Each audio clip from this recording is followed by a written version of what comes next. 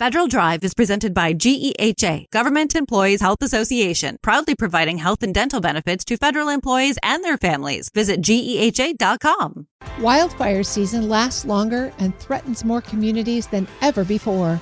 Long-term scientific research is now paying off with tools that help local officials, firefighters, and residents prepare and respond more effectively.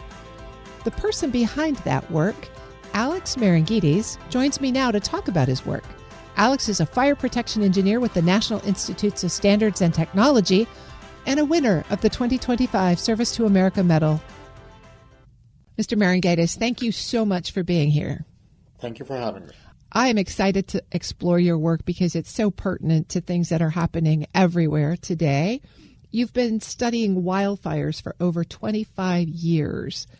What drew you to this field and has kept you committed to it for so long? That's a great question.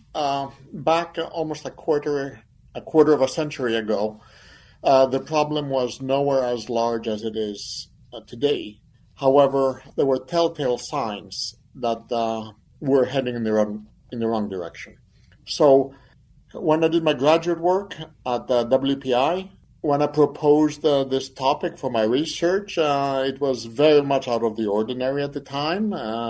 Luckily, I got a great professor who encouraged me to follow my passion and engage in this field. And after having spent almost 10 years at the Naval Research Lab, when I came to NIST, I had the opportunity to get back into the wild and urban interface and make that my primary focus. And how does this work play out at NIST?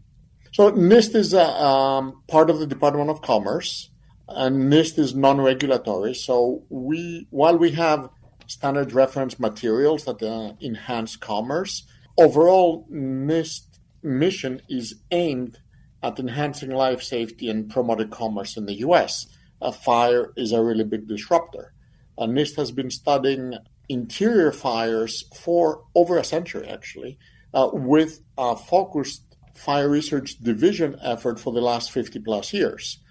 But in the last quarter century, a new problem has emerged. The indoor fire problem, where we've had great success with our partners in reducing the fatalities and reducing losses, has morphed, if you will. So we've gone from addressing the indoor fire problem to now having a new problem, and that's the outdoor fire problem. Your work has really helped answer critical questions here, like why one home survives while another burns.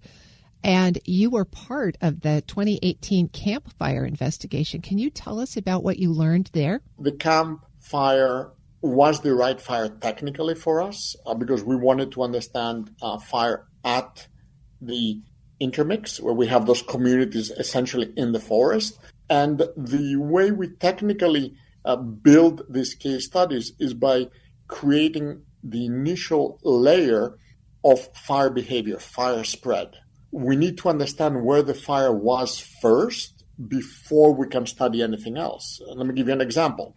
If you want to look at the notifications that a community issued or the response of the public to those notifications and what those evacuations did to the traffic system and the network, you cannot really do this effectively if you don't have the context of the fire. So we needed to build our base layer of knowledge, and we generated the fire progression timeline report.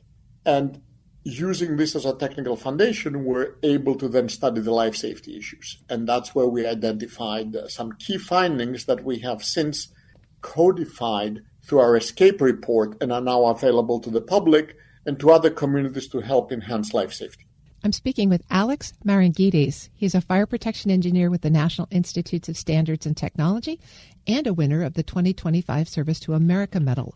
So, Alex, can we go on? As part of your work, you've developed two major tools, a hazard mitigation methodology and escape.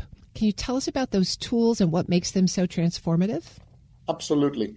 When you look at the wild and urban interface fire problem from 30,000 feet, we can look at that problem and split it into two separate components. They are obviously interrelated, but they are distinct. One is the life safety issue. We want to enhance life safety. We want fewer fatalities. We want fewer injuries.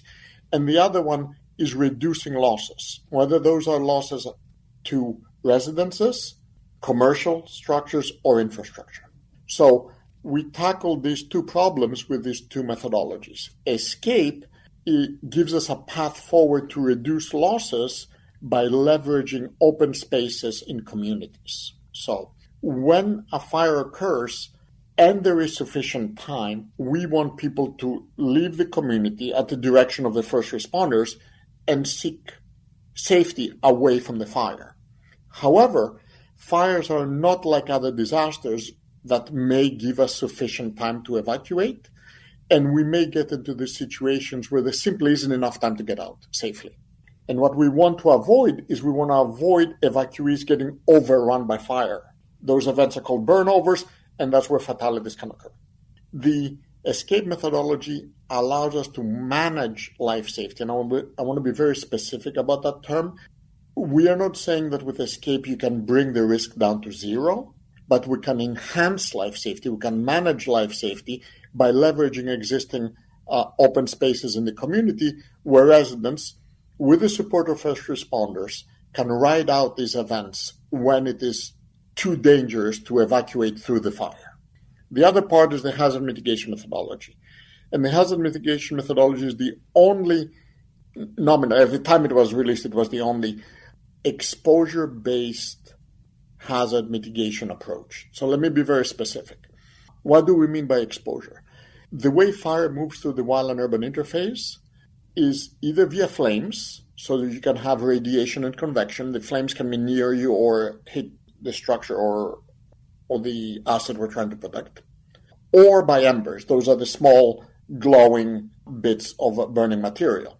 Historically, hazard mitigation, the idea of enhancing the survivability of a structure, whether it's commercial or residential, has been parcel-centric. So they say, okay, you have a parcel, I have a parcel, I'm going to do hazard mitigation on my parcel. And historically, the approach has had blinders at the edge of the property. All right? So you did whatever you wanted to do on your property, and I did whatever I wanted to do on my property, and there was no connectivity. However, fire doesn't care about who owns what, right? So if I move my shed next to the property line against your house, I'll save my house, but I'll burn your house. Similarly, if you put your RV against your property line against my house, you'll burn my house down. So this idea of interconnectivity is one of the core tenets of the hazard mitigation methodology. And what HMM says is fire doesn't care about property values. So you have to look at this problem from an exposure side, not a property or ownership side, because fire doesn't look at it that way. The science works based on exposures, not on property boundaries. The other part that is really fundamentally very different with HMM, beyond this idea that it's exposure-centric, is that HMM acknowledges that you cannot pick and choose, which is almost diametrically opposed to what we collectively, we've been telling the public for almost a quarter century. HMM is very technically honest, if you will, and it says, look, you have to do everything, which is separate from how we're going to get there in terms of mandates, funding, public education. All these are completely separate issues that have to be addressed. But from a fire science perspective, if we want to save the buildings, this is what needs to be done. I've been speaking with Alex Marangides. He's a fire protection engineer with the National Institutes of Standard and Technology. Thank you so much for sharing your important work. Thank you for your commitment, and congratulations on your SAMI. Thank you so much for having me. Thank you. We'll post this interview at federalnewsnetwork.com/Federal Drive. Subscribe to the Federal Drive wherever you get your podcasts.